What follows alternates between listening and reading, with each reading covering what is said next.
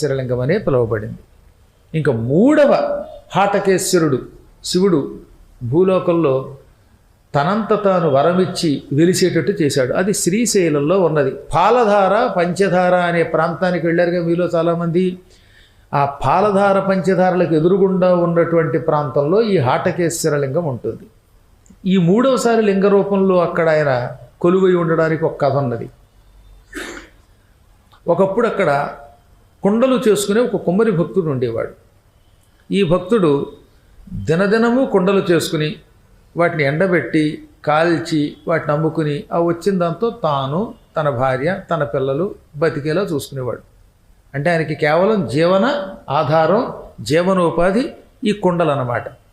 ఏ రోజైనా ఒక్కరోజు కుండలు చేయకపోయినా అవి ఎండబెట్టకపోయినా అవి కాలకపోయినా అతనికి ఆధారం లేదు, అతనికి తిండి ఉండేది కాదు పాపం. అంత పేదవాడు. ఏముందండి ఆ రోజుల్లో కుండలు అమ్మితే వచ్చేవి. కొంతమంది బియ్యం ఇచ్చి కుండలు కొనుక్కునేవారు, కొందరు కూరలు ఇచ్చి కొనుక్కునేవారు. ఏదో అతి కష్టమే కొద్ది మంది మాత్రం డబ్బు ఇచ్చి కొనుక్కునేవారు.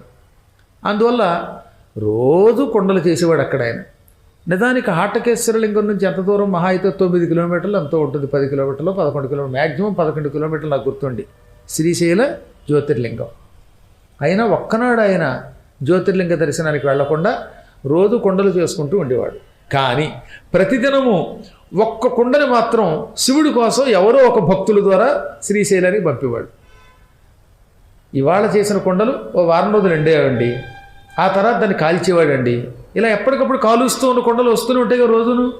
అందులో ఒక కొత్త కుండ మాత్రం ఆయన ఎవరో ఒక భక్తుల ద్వారా శ్రీశైలానికి పంపి అక్కడున్న అర్చకులకు అందేలా చేసేవాడు. అర్చకులు ఇతని భక్తి తెలుసు గనక ఆ కొత్త కుండతో నీళ్లు పట్టుకొచ్చి శివుడికి అభిషేకించేవారు. ప్రతిదినము శివాభిషేకములకు ఇతను తెచ్చిన కొత్త కుండనే ఉపయోగించేవారు. కొండలు పంపాడు, కొండలతో అభిషేకం చేయించాడు. కానీ ఒక్కనాడు కూడా కొండలో ఈ కొండలు చేసిన ఆయన శివుడిని చూడలేకపోయాడు పాపం. ఇలా ఉండగా ఒకసారి శివరాత్రి రాబోతున్నది. ఎక్కడెక్కడ నుంచో ఋషులు, భక్తులు, మహాత్ములు మల్లికార్జున జ్యోతిర్లింగ దర్శనానికి బయలుదేరారు. ఎందుకంటే మల్లికార్జునుడు అంటే ఇక భూలోక కైలాసం అది. వాళ్ళు ఇతన్ని చూచారు. దారిలో మకాన్ చేసే వాళ్ళందరూ ఇతని షాపు పక్క నుంచే వెళ్ళాలి. అలా పెడుతున్నవాడు ఈ కుండలు చేసుకున్నవాడు చూసి, ఏమిటయ్యా ఎప్పుడు కుండలు చేసుకుంటూ డబ్బు సంపాదించుకుంటూ బతకడమేనా? తెల్లవారితే శ్రీశైలంలో మల్లికార్జునుడికి శివరాత్రి పూట గొప్ప గొప్ప అభిషేకాలు చేస్తారు. పాలతో, పంచదారతో, తేనెతో, చెరకు రసంతో, ఇంకా రకరకాల ఫలరసాలతో అభిషేకాలు చేస్తారు. విభూతితో పూజిస్తారు.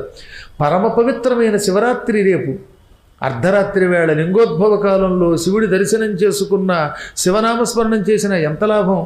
మేము ఎక్కడెక్కడో దూరం నుంచి శివుడి దర్శనానికి వస్తుంటే నువ్వు దగ్గరలో ఉండి కూడా శివ దర్శనం చేసుకోకుండా పొట్ట పోషణ కోసం, డబ్బు సంపాదన కోసం ఉండిపోతావా? ఏ పిచ్చి పని, నీ బతికింతే అని వ్యంగ్యంగా పలికారు కొందరు, తిట్టారు కొందరు, వేళాకోళంగా పలికారు. ఇలా అని వెళ్ళిపోయారు. మొదటిసారి పాపం ఈ కుండలు చేసుకుని ఆయన బాధపడ్డాడు.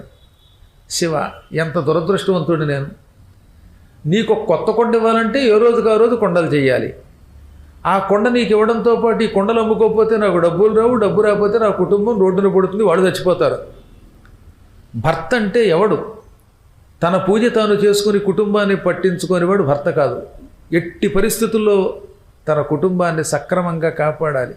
ఇంట్లోకి సరుకులు ఉన్నాయా లేవా, ధనముందా లేదా, ఇవన్నీ నిత్యం చూస్తే వాడిని భర్త అంటారు. అంతేగాని పొద్దున్న లేచి ఏదో దేవుడి మీద పువ్వు పెట్టి పెళ్ళాం పాటలు పట్టించుకోకుండా, పిల్లల్ని పట్టించుకోకుండా రోడ్డు వెంబడి తిరుగుతూ పెడితే అటువంటి వాడిని భగవంతుడు మెచ్చడు. అందుకే నేను నీ దగ్గరికి రాలేకపోతున్నాను. ఈ కుటుంబాన్ని చంపి నీ పూజ చేసి సాధించేది ఏముంది? జ్ఞానులు ఎప్పుడు గృహస్థాశ్రమంలో ఉంటూనే నిన్ను పూజిస్తారని పెద్దలు చెప్పారు. అంటే ఇప్పుడు ఆయన అంత సంస్కృతంలో మాట్లాడలేదు, నేను ఆయన భాషని ఇలా ట్రాన్స్లేట్ చేసి అన్నమాట.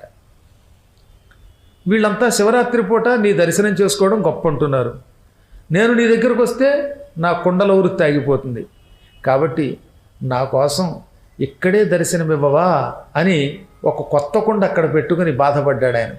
టప్పన ఆ కుండ పగిలింది. ఆ కుండలో నుంచి బంగారపు లింగం ఒకటి బయటకు వచ్చింది. కుండలో నుంచి పూర్తిగా సువర్ణంతో కూడిన లింగం, ఒకటి అద్భుతమైన లింగం ఎదురుగుండా ప్రత్యక్షమయ్యింది. పొంగిపోయాడు ఆయన. ఆ శివుణ్ణి తనివి తీర ముట్టుకుని కౌగిలించుకున్నాడు, నీళ్లు పోసి పూజించాడు. సమయానికి అక్కడ పువ్వులు లేవు. ఆయన కుండలు చేసుకోవడానికి మట్టి బాగా పులిమి పెట్టాడు. ఆ మెత్తని మట్టిని ఇంతంత పువ్వుల కింద మార్చి, మట్టి పువ్వులు, వాసన లేని మట్టి పువ్వులు దాని మీద వేసి పూజించాడు. అప్పుడు శివుడు మెచ్చుకొని, నాయనా నీకేం కావాలంటే నీవిక్కడే ఈ బంగారపు లింగ రూపంలో కలియుగాంతం వరకు ఉండు అనగా, నాయన హాటకము అంటే బంగారం, హాటకేశ్వరుడు అనే పేరుతో నేను పాతాళంలో ఉన్నాను. ఆ తర్వాత చమత్కార మహారాజు గారి కోసం కొండ మీద కొలువయ్యాను.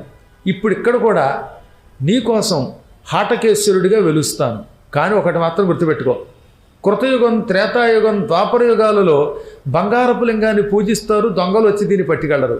కలియుగంలో బంగారం రూపంలో నేనుంటే, సువర్ణలింగంగా ఉంటే తలోటి గీక్కు పట్టుకుపోతారు, ఎండోర్మెంట్స్ వాళ్ళు ముందే పట్టుకుపోతారు. ఇదంతా చాలా ప్రమాదం. అందుకని కలియుగం ఆరంభమవుతూ ఉండగా నేను శిలారూపంలోకి వచ్చేస్తాను. నీ కథని ప్రజలు తలుచుకొని నన్ను చూస్తారు, నిన్ను తలుచుకొని నన్ను దర్శించుకున్న వాళ్ళు తరిస్తారు. శాశ్వతంగా హాటకేశ్వర లింగంగా ఇక్కడే ఉంటాను అని శివుడు అక్కడ కొలువయ్యాడు. కలియుగంలో శిలారూపంలో ఉన్నాడు. ఇది 3వ హాటకేశ్వర లింగం. ఈ లింగం ఎప్పుడు కూడా పాలధార పంచధారలకు ఎదురుగా ఉన్నది. వెళ్ళినప్పుడు చూడండి, ఎంత గొప్ప లింగం అండి. ఆ లింగం పాతాళ లోకం నుంచి భూలోకానికి ఈశ్వర అనుగ్రహంతో శక్తియుతమై వచ్చిందన్నమాట. ఒక పరమభక్తుడి కోసం శివుడి దిగి వచ్చాడు. చూసారా, కష్టపడి శివరాత్రిలో మల్లికార్జున దర్శనానికి వీళ్ళెడితే కొండలో నుంచే పరమేశ్వరుణ్ణి సృష్టించుకొని ఆయన్ని పూజించి శాశ్వతంగా తరించాడు భక్తుడు. కాబట్టి పరమాత్మ కోసం భక్తుడా, భక్తుడి కోసం పరమాత్మ. భక్తుడి కోసం పరమాత్మ దిగి వస్తాడు. భక్తులు లేకపోతే నేను లేనని చెప్పాడు ఆయన. నారదుడు అడిగాడు, నువ్వు ఎక్కడుంటావు? వైకుంఠంలో ఉంటావా, దేవాలయంలో ఉంటావా, ఎక్కడుంటావంటే, నాహం వసామి వైకుంఠే నాహంచాపి చ మందిరే మద్భక్తాః యత్ర గాయంతి తత్ర తిష్ఠామి నారదా. నాయనా నారద, నేను వైకుంఠంలో నివసించను అంటే ఉండనని కాదు, కేవలం వైకుంఠంలోనే ఉండను, కేవలం గుళ్ళోనే కూర్చోను. ఎక్కడుంటాను? మద్భక్తాః, నా భక్తులు, ఎత్ర, ఎక్కడ, గాయంతి, నా గుణములను కీర్తిస్తారో, నా గురించి గానం చేస్తారో, తత్ర, అక్కడ, నారద, ఓ నారద, తిష్ఠామి, ఉంటాను, అక్కడే నివసిస్తాను అన్నాడు ఆయన. మీరు రోజు వచ్చి కాసేపు పాడండి, మీకు తోచినట్టుగా తింటూ రామయ్యను అనండి, వెంటనే ఆయన వచ్చి ఇక్కడే కూర్చుంటాడు రాముడి రూపంలో. చంద్రశేఖర, చంద్రశేఖర్ అనండి, మళ్ళీ వచ్చి చంద్రశేఖర రూపంలో కూర్చుంటాడు. గోవింద అనండి, గోవింద రూపంలో కూర్చుంటాడు. మీరు గానం చేస్తే ఎక్కడ ఉంటాడు, ఆయన కథలు చెబితే ఎక్కడ ఉంటాడు, అక్కడ ఉంటాడు తప్ప కేవలం గుళ్ళో ఉండడు. కేవలం గుళ్ళోనే ఉంటే ఇంకెక్కడా లేనట్టే అయిపోతాడు పరమాత్మ. చూసారా మరి, ఆయనకి భక్తులు ఉన్న చోట ఉండడం అంటే ఇష్టం. అందుకని మనం భక్తులుగా ఉందాం, ఆయన ఉన్న చోట ఉందాం, మనం ఉన్న చోటికి ఆయన్ని రప్పించుకుందాం. మనం గుడి కడదాం, అక్కడ గుడి అయిన తర్వాత ఆయన్ని మన ఇంటికి రప్పించుకుందాం. అలా రప్పించుకోవాలంటే భక్తులు అయి ఉండాలి. భక్తులకి కులమక్కర్లేదు, భక్తులకి స్త్రీ పురుష నపుంసకాది భేదములు లేవు. భక్తి చాలు. ఏం శాస్త్రాలు తెలిసింటే ఆ కొండలు చేసుకునే ఆయనకి పాపం, ఆయనకి శాస్త్రం తెలుసా, మంత్రపుష్పం వచ్చా, వేదం వచ్చా, ఏమీ రాదు. కొండలోంచి పరమాత్మను సృష్టించాడు. కన్నప్పకేమొచ్చు? కన్నివ్వడం తప్ప. ఆ ఇవ్వడం అనే గొప్ప శక్తితో తన దగ్గరికి శివుణ్ణి రప్పించుకున్నాడు. చీమలు, కోతులు, పాములు, సాలెపురుగులు, ఏనుగులు, బోయవాళ్ళు, కొమ్మరివాళ్ళు, వీళ్ళంతా భగవంతుణ్ణి తమ దగ్గరికి రప్పించుకొని ఆయన అనుగ్రహం పొంది తరిస్తూ ఉంటే, మనబోటి జ్ఞానం కలిగిన మానవులం రోజు ఆయన్ని తలుచుకొని ఆయన కథ విని ఆయన్ని యథాశక్తిగా పూజిస్తే ఆయన దగ్గరికి వెళ్లకుండా ఎలా ఉంటామండి? వెళ్ళి తీరతాం. కొంతమంది టిక్కెట్ దొరకలేదండి, ఇంకోటి దొరకలేదండి అంటారు. ఉట్టి అబద్ధం. నిజంగా భక్తితో ఈ క్షణమే నేను ఏడుకొండల వాడి దగ్గరికి వెళ్ళాలంటే మీకోసం టిక్కెట్ వెతుక్కొస్తుంది, అడగండి కావాలంటే. భక్తి ఉంటే భగవంతుడు టిక్కెట్ పంపుతాడు, భక్తి లేకపోతే యముడు ఎలాగో టిక్కెట్ ఇస్తాడు. యమలోకానికి టిక్కెట్ పెద్ద కష్టపడక్కర్లా, టుప్పుక్కుని పట్టుకుపోతాడు ఆయన. విష్ణువు దగ్గరికి వెళ్ళాలంటే టికెట్ కొనుక్కోవాలి కానీ బకెట్లకు బకెట్లు భక్తి అనే డబ్బు పోగు చేయాలి కానీ ఎవడి దగ్గరికి కష్టం ఉంది, పిచ్చి పనులు చేస్తే ఆయనే పట్టుకుపోతాడు నెత్తి మీద పట్టుకే పట్టి.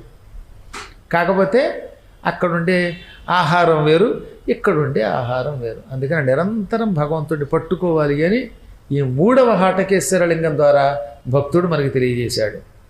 ఇక మరొక హాటకేశ్వర లింగం ఉన్నది. ఈ హాటకేశ్వర లింగం చంబల్ లోయలో ఉంది, ప్రస్తుతం మధ్యప్రదేశ్లో. అక్కడ కూడా ఒకప్పుడు ప్రహ్లాదుని కుమారుడు విరోచనుడు అని ఒక ఆయన ఉన్నాడు.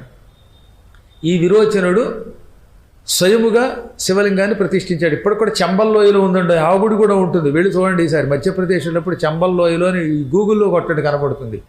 అక్కడికి వెళ్ళిపోండి. మీరు ఒక్కరే వెళ్ళిపోవడం కాకుండా గురువుగారిని కూడా పట్టుకోండి. అందరం కలిసి అక్కడికి వెళ్ళి ఆ శివుడిని ఒకసారి దర్శనం చేసుకొస్తాం. భలే ఉంటుంది అద్భుతమైన లింగం. అది విరోచన ప్రతిష్ఠ. విరోచనం సుమ ఇంకో అక్షరం మార్చకండి, రోని. ప్రహ్లాదుని కుమారులు ఒక ఆయన పేరు విరోచనుడు. రోచనం అంటే కాంతి, విశిష్ట కాంతి, మహాకాంతి స్వరూపుడు ఆయన.